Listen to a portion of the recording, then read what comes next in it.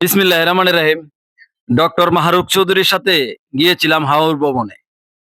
এই যে বিস্তীর্ণ জলরাশি, দিগন্ত জোড়া হাওর, প্রকৃতির এই অপূর্ব সৌন্দর্য আমরা এখনো চোখ ভরে দেখতে পাচ্ছি। কিন্তু একটা প্রশ্ন বারবার মনে আসে, আমাদের ভবিষ্যৎ প্রজন্ম কি এই দৃশ্য দেখতে পারবে? হাওর শুধু ভ্রমণের জায়গা নয়, এটি হাজারো মাছের প্রজনন ক্ষেত্র, পরিযায়ী পাখির আশ্রয়, কৃষকের জীবিকা এবং আমাদের পরিবেশের গুরুত্বপূর্ণ অংশ।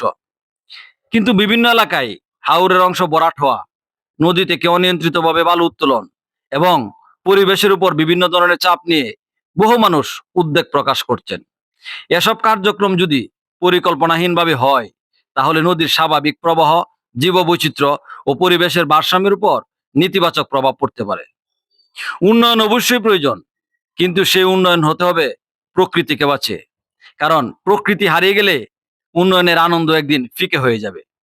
আসুন আমরা হাওরকে ভালোবাসি, আর হাওরকে পরিষ্কার রাখি, পরিবেশ রক্ষায় সচেতন হই, যেন আগামী প্রজন্ম বলতে পারে আমাদের দেশ সত্যিই অপরূপ সুন্দর।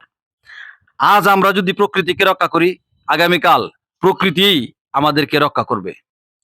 আজ আমরা যদি হাওরের সৌন্দর্য উপভোগ করছি, কিন্তু ভবিষ্যৎ প্রজন্ম যদি এই সৌন্দর্য যাতে ভোগ করতে পারে, সেটার দিকে আমরা খেয়াল রাখি, প্রকৃতির প্রতি দায়িত্বশীল হই। উন্নয়ন হোক, তবে পরিবেশ রক্ষা করে। কারণ হাওর, নদী ও জীববৈচিত্র্য বাঁচলেই তবেই বাঁচবে আমাদের আগামীর ভবিষ্যৎ। আমাদের দেশটা আসলেই অনেক সুন্দর।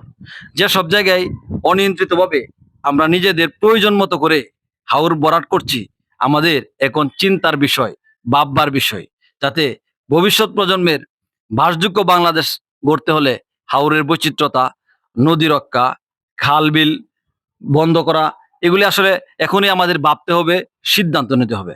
কারণ দেশটা আমাদের। আমরা চাই স্বাধীনতা যুদ্ধে শাহাদাত বরণকারী লক্ষ শহীদের